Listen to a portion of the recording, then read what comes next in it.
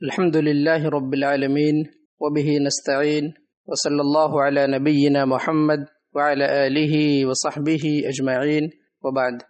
عن عبد الله بن عمر رضي الله تعالى عنهما قال: رضا الرب في رضا الوالد وسخط الرب في سخط الوالد. محترم سامعین، الادب المفرد کا یہ 10واں درس ہے جو آپ کے سامنے پیش کیا جا رہا ہے۔ ابن عمر رضی اللہ تعالی عنہما فرماتے ہیں: رضا الرب فی رضا الوالد، رب کی رضامندی، خوشنودی والد کی رضا میں ہے۔ وسخط الرب فی سخط الوالد، رب کی ناراضگی والد کی ناراضگی میں ہے۔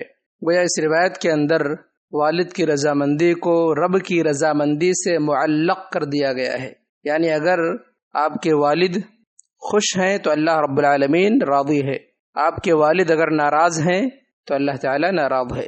اور یہ کتنی بڑی فضیلت کی بات ہے جو والد کے حق میں وارد ہوئی ہے۔ اس روایت کے بارے میں، اس کی سند کے بارے میں علماء کا اختلاف موجود ہے، لیکن جو بات راجح اور درست ہے وہ یہ ہے کہ روایت مرفوعاً صحیح ہے۔ شیخ البانی رحمۃ اللہ علیہ نے السلسلہ صحیحہ کے اندر اس کو ذکر کیا ہے، اور اسی طرح سے یہ روایت موقوفاً بھی حسن درجے کی ہے۔ ابن عمر رضی اللہ تعالی عنہما فرماتے ہیں، جو آپ کے سامنے روایت پیش کی گئی ہے یہ روایت موقوفاً حسن درجے کی ہے۔ مرفوع آپ جانتے ہیں اللہ کے نبی صلی اللہ علیہ وسلم کے قول کو، آپ کے فعل کو، آپ کی تقریر کو مرفوع کہا جاتا ہے، جس کا انتساب اللہ کے نبی صلی اللہ علیہ وسلم کی طرف کیا جائے۔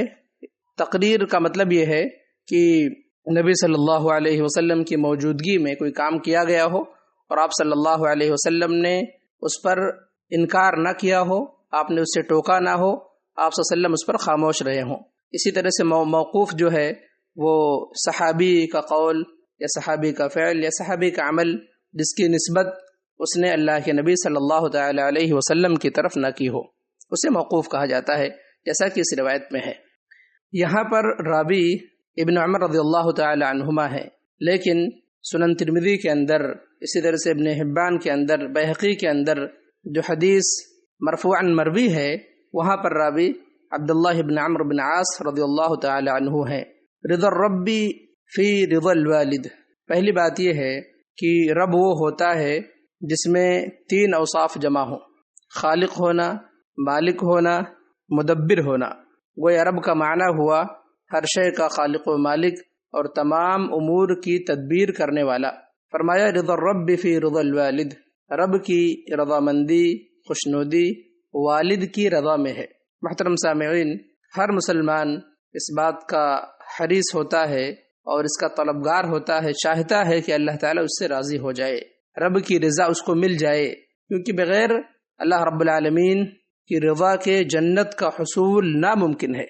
اور جب اللہ تعالیٰ اہل جنت سے جنت میں ان کو داخل کرنے کے بعد پوچھے گا، اللہ پوچھے گا فیقول هل رضیتم، متفق علیہ روایت ہے، اللہ پوچھے گا کیا تم راضی ہو؟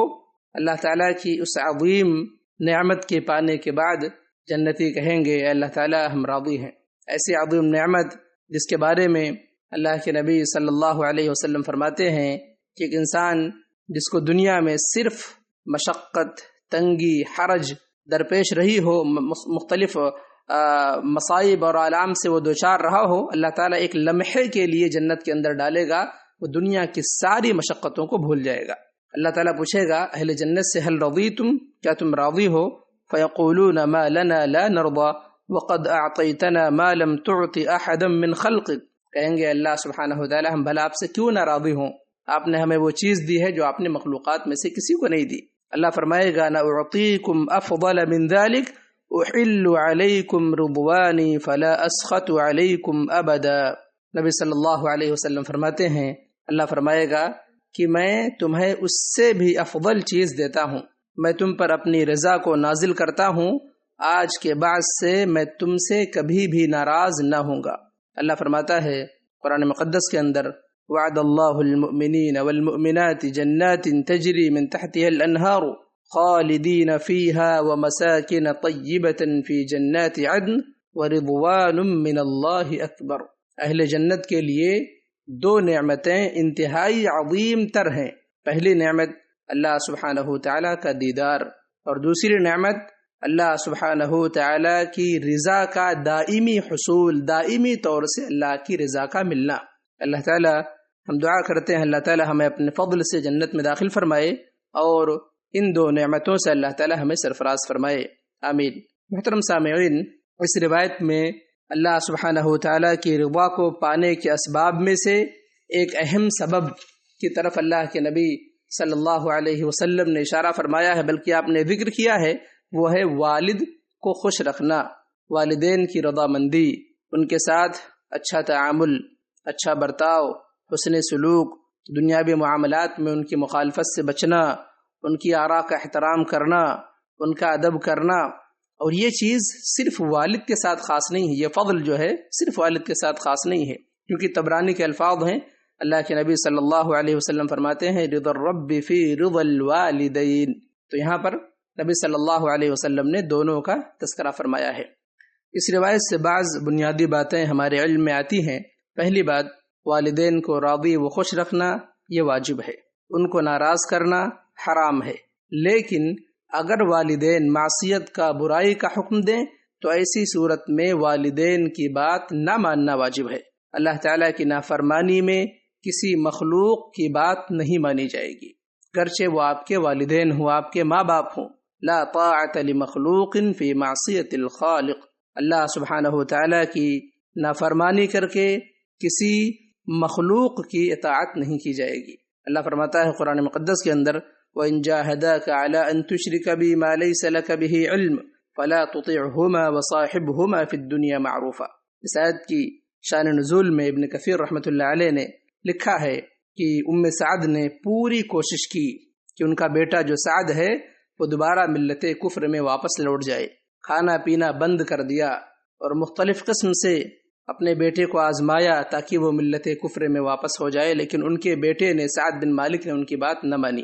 اللہ تعالیٰ نے ان کے ساتھ دنیاوی معاملات میں حسن سلوک کا حکم دیا، لیکن اگر والدین مشرک ہیں، شرک کی طرف بلاتے ہیں، یا اسی طرح سے والدین مسلمان ہیں لیکن معصیت کی طرف بلاتے ہیں، برائی کی طرف بلاتے ہیں، تو ایسی صورت میں ان کی بات نہیں مانی جائے گی۔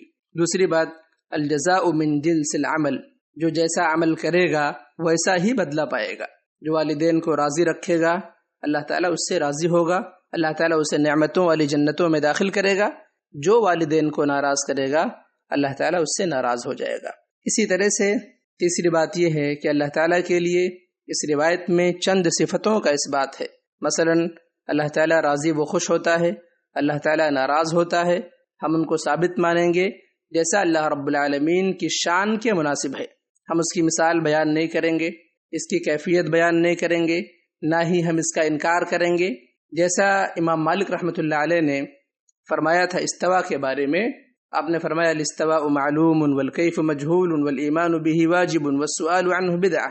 آپ نے فرمایا جب کسی نے سوال کیا اللہ سبحانہ تعالیٰ کے بارے میں کہ اللہ تعالیٰ عرش پر کیسے مستوی ہے، آپ نے فرمایا کہ استوا معلوم ہے، اللہ سبحانہ تعالیٰ عرش پر مستوی ہے، یہ بات معلوم ہے، لیکن اس کی کیفیت مجہول ہے کہ اللہ تعالیٰ کیسے مستوی ہے عرش کے اوپر، اسی کیفیت مجہول ہے اور ہم اس کو بیان بھی نہیں کریں گے، یہ ہمارے علم سے باہر کی چیز ہے، اس کا علم ہمیں نہیں دیا گیا۔ والایمان به واجب، اور لیکن اس پر ایمان رکھنا کہ اللہ سبحانہ تعالیٰ عرش پر مستوی ہے یہ واجب ہے۔ والسؤال عنہ بدعہ، اور کیفیت کے بارے میں سوال کرنا بدعت ہے۔ بہت زیادہ غور و خوض کرنا اور اسی طرح سے اس کی کیفیت کو جاننے کی کوشش کرنا اسماء و صفات کے باب میں یہ چیز منع ہے، جتنا وارد ہے ہمیں اتنے پر ایمان رکھنا ہے۔ ہمیں چاہیے کہ ہم اپنے والدین کو راضی و خوش رکھیں تاکہ اللہ تعالی ہم سے راضی ہو اور ہم اللہ سبحانہ تعالیٰ کی عظیم نعمت، عظیم جنت میں ہم داخلہ پا سکیں۔ آمین یا رب۔